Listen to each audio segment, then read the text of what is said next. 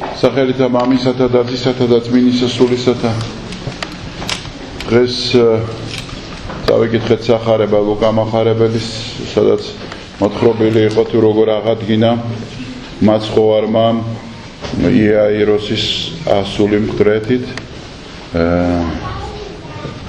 ერთ ქალაქში, რომელშიც შევიდა მაცხოვარი, მიდის ადამიანი, რომელსაც ჰქვია იაიროსი და სთხოვს მას დახმარებას, ვინაიდან ძალიან მძიმე ტყავს შვილი და უნდა რომ მივიდეს და განქორნოს იგი.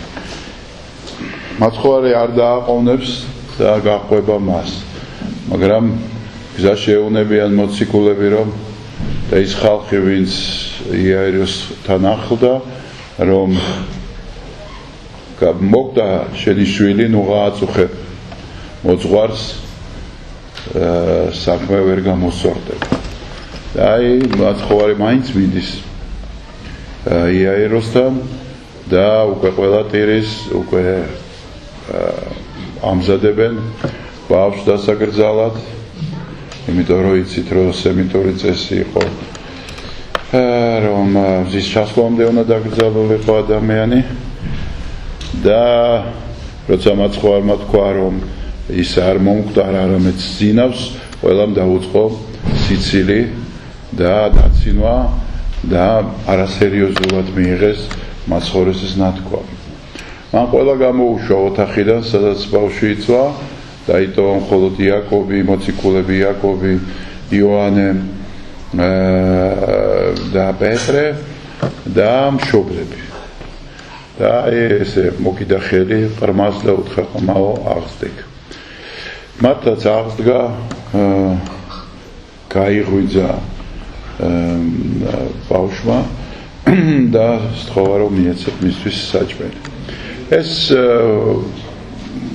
მკვდრეთით აღდგომა იყო, ასაკვირველია, რომ ეს მონათხრობი სწორედ იმაზეა, რომ პირველად მოხდა ეს, რომ ადამიანი მკვდარი აღადგინა მაცხოვარმა, მაგრამ არის კიდევ სხვა ადგილი, სადაც მკვდარს აღადგენს და იქაც რაღაც ახალი გარდაცვლილზეა ლაპარაკი.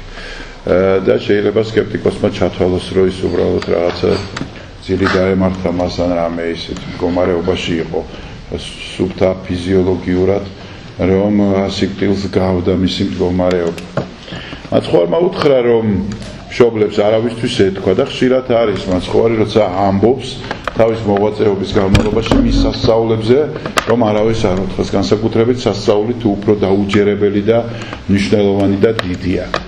რაღაც ეს სამი წელი, რომელსაც მაცხოვარი ქადაგებას აანდომებს, მთავარ, ესე იგი, სათქმეს, მთავარ გასაკეთებელ საქმისკენ ამზადებს ხალხს. ამიტომაც მას არ უნდა, რომ წინასწარ ურწმუნო ადამიანებმა რაღაცა ისეთი მიიღონ, ისი დამუშავებაც, გააზრებაც და მიღებაც მათთვის იქნებოდა შეუძლებელი და მას შეუშლიდნენ ქადაგებაში ხელს. ამიტომაც ის ხშირად ეუბნება მათ, ვისაც სიკეთე გაუკეთა, რომ არ თქვან, არამედ იყვნენ ჩუმად და გაიაზრონ თუ რა სიდიადემის სამად ღმერთთან. და რამ ხელა სასწაული ჩვენა მათ. ანუ ეს იყო ფაქტიურად, კონკრეტულად ამ ადამიანებისთვის გაკეთებული სიკეთე და არა საყოველთაოდ, რომ საყოველთაო, ესე იგი, მნიშვნელობის მოვლენები და სასწაულები, რომელიც მას უნდა ექმნა, გადადებული იყო ბოლო დროის ჟამს, როცა ის უკვე იწყებდა, თქვათ, გოლგოთის გზას და იწყებდა, თქვათ, სიკვდილისკენ სვლას. მაგრამ აქ მნიშვნელოვანი არის ის, რომ გზაში ხდება ძალიან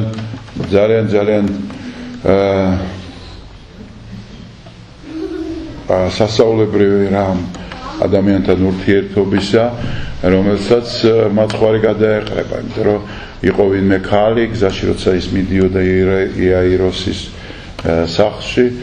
სახლისკენ, ბევრი ხალხი გარს ეხვია მას და ავიწროვებდა და აი ამ დროს ერთმა ქალმა, რომელიც იყო ქალური პრობლემით, ესე იგი, სნეული, სისხლდინარე იყო ის, წლების განმავლობაში და ვერაფრით ვერ უშველა თავს და მთელი თავისი მონაგები და ფული დახარჯა ექიმებსა და ექიმბაშებში, რომ რაღაცნაირად განეკურნებიათ იგი, მაგრამ ვერაფრით ვერ დააღწია ამ უბედურებას თავი და თან მოგიხსენებათ ის, რომ ძველ სამყაროში, იმ სოციუმში, რომელშიც ისინი ცხოვრობდნენ, ეს იცვლებოდა დიდ ცოდვად და ბიწიერ არსებად და ბევრი თავს იკავებდა ასეთ ადამიანებთან ურთიერთობისგან. ვინაიდან ცოდვილობა ნიშნავდა, რომ მას ღმერთი აღარ უყურებს, ის მიტოვებულია ღვთისაგან და ადამიანს მასთან ურთიერთობა მორწმუნე ადამიანს არ უნდა ჰქონდეს და იმდენად დიდი იყო მაშინ რწმენა და სარწმუნოება და იმდენად ხალხში გამჯდარი იყო, რომ ყველა ასრულებდა იმ წესჩვეულებას და ადათს, რომელიც დამკვიდრებული იყო სოციუმში. და ესეთი გაუბედურებული ადამიანი მოწყვეტილი ხალხისგან, პირადი ცხოვრების, დანგრეული ცხოვრებით ხელში და მძიმე ფიზიკური ჯანმრთელობის მქონე. და იფიქრა ესეთი რამ, რომ სმენია მასზე ბევრი რამ, თვითონაც წამდა, რომ ძლიერი პიროვნება იყო და რაღაცა სასწაულებთან და არამიწიერ საქმეებთან ჰქონდა კონტაქტი და ამიტომაც იფიქრა, რომ მოდი მივალ, ხელს შევახებ და მისი ძალა მე პირდაპირ გამკურნავს. და მართლაც მიდის და ესე ხდება, როგორც თვითონ ფიქრობს. მაგრამ მაცხვარი ჩერდება და ეძებს მიზეს, რომ ვინ შემეხო მე. და მოციქულები სამართლად ეუბნებიან, ვინ შეგეხო, ყველა გეხება შენ. იმიტომ რომ გაჭედილ ადგილას მიდიხარ, სადაც ბევრი ხალხი ძალიან ვიწრო ადგილას არიან და ამიტომ ბევრი ადამიანი გეხება და მაცხოვარ მოუთხრა, რომ არა ვიღაცა შემომეხო, რომლისგანაც ვიგრძენი მე, რომ ჩემგან გავიდა ძალა. და ნუ ვიღაცა რწმენი შემომეხო მე, ესე იგი უამრავი ადამიანი ეხება და ვიღაცა ეხება რწმენით. ეს რაღაცა სახია ქრისტიანში ცხოვრების, ბევრი შეიძლება მიდიოდეს ეკლესიაში და მაცხოვართან, მაგრამ მხოლოდ რწმენის მქონე ჯილდოვდებოდეს. დანარჩენისთვის ქრისტე შეიძლება დარჩეს ქრისტეს მიღმა ბევრი მიზეზის გამო. და აი მაცხოვარი ქალი, ვინც ნახავს, რომ მისი საქმე გამოაშკარავდა, ის აღიარებს, რომ მე ვიყავი ის, ვინც შეგეხო და მაცხოვარი ეუბნება, რომ არ ინერვიულოს და წავიდეს მშვიდობით, ვინაიდან სარწმუნოება მას შემა გაცხონა შენ. და აი აქ ძალიან მნიშვნელოვანი, ვითომც რაღაცნაირად ეს უმნიშვნელო ფაქტია, რომ რა მოხდა მერე შეეხო, დაელაპარაკა, განიკურნა და მაცხოვრისთვის ძალიან ბუნებრივია ის, სადაც თვითონ არის, იქ არის კურნება და წყალობა ღმრთისა. მაგრამ აი აქ არის ძალიან მნიშვნელოვანი რამ, რაც უნდა გავითვალისწინოთ თითოეულმა ჩვენთაგანმა და რაც რაღაც ქრისტიანობის მთავარ ნიშნულს მიანიშნებს. საითკენ უნდა რომ მაცხოვრებმა წაიყვანოს ადამიანთა გულები, რომ ესე იგი ფაქტიურად ქალი მივიდა და ის რასაც ითხოვდა, ის მიიღო.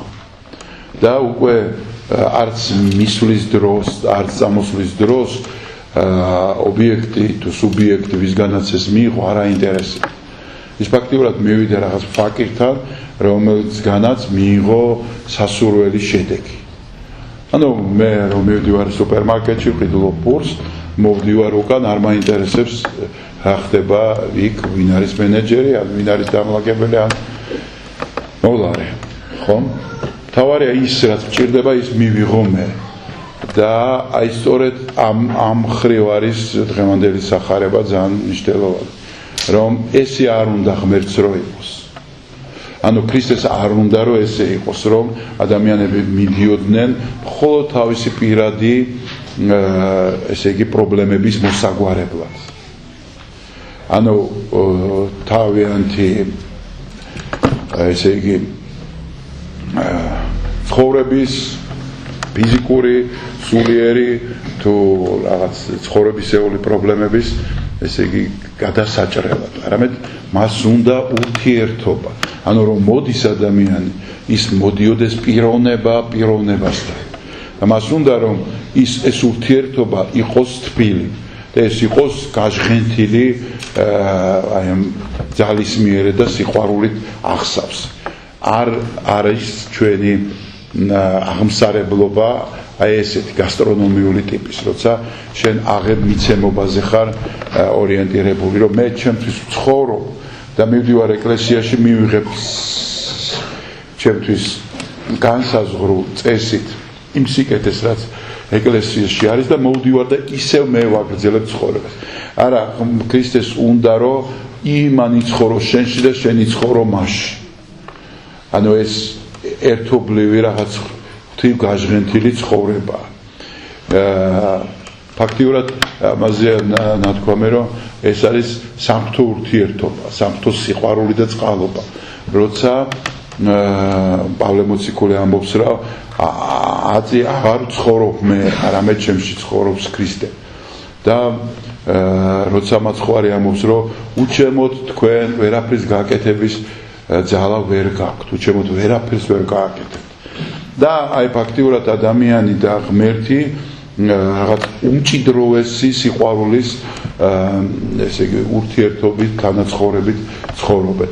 და რასაკვირველია, წყარო ყოველგვარი სიკეთისა, სათნოებისა და სულიერებისა არის ღმერთი და ადამიანია, რომელიც თავის თავს უთმობს მას და თავისი ნებით ირჩევს მას და მიხვება მას. და მისი ცხოვრება გაჟღენთილია სამღვთომადლით იმას ნიშნავს, რომ ის ცდილობს, რომ მუდამ ახსოვდეს ღვთის სიტყვა, ის ცდილობს, რომ მუდამ უყურებდეს, ხედავდეს და გრძნობდეს ისე, როგორც ხედავდა და გრძნობდა მაცხოვარი ჩვენი იესო ქრისტე და პავლე მოციქულიც ამას ამბობს, რომ ჩვენ ქრისტეს ზრახვებით უნდა ცხოვრობდით, ისე უნდა ხედავდეთ, როგორც ხედავდა მაცხოვარი, ისეთი გულის თქმა უნდა გქონდეს, როგორც მას ჰქონდა და აქვს. და არა ისეთი, რომ ჩვენ გვაქვს წესი დადგენილი, ამ წესს ვასრულებთ და იმისათვის, რომ მე წესი შევასრულე, ამისათვის მე დავჯილდოვდები. ეს არის დაბალი რელიგიური აღები მითოვითი ან თუნდაც მონური და ესე იგი დაჯილდოვებული ადამიანის ფსიქიკა, როცა ადამიანი გადაწყვეტს რელიგიურობას ერთი იმისთვის, რომ ჯოჯოხეთში არ წავიდეს და ამის შიშით ასრულებს სამღვთო ცნებებს და მეორე, რომელსაც უნდა რომ მიიღოს სიკეთეები, რაც ღმერთს გააჩნია და ამისთვის აკეთებს. და აი ორივე მოდელს ქრისტიანობა ძალიან დაბალ რელიგიურ შეფასებას უკეთებს და ამბობს, რომ ნამდვილი ქრისტიანობა და მართლაც ქრისტიანული სული არის იქ, სადაც შენ ქრისტეს ეძებ და ქრისტეს ცხოვრებით ცხოვრობ.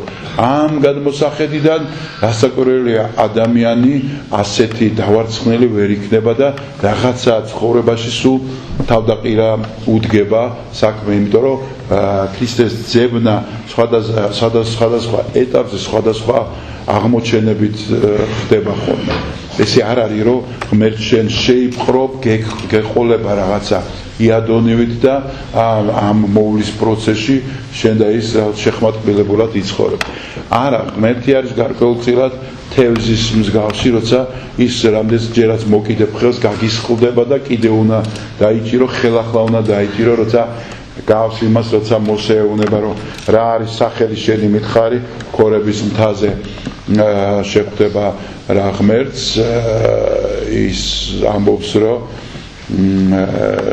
მე ვარ მყოფი, რომელიც ეგოემი ბერძნულად, რომელიც ნიშნავს, რომ მე ვიყავი, ვარ და ვიქნები ის მე ვინც ვარ. ანუ შენ ვერასდროს მე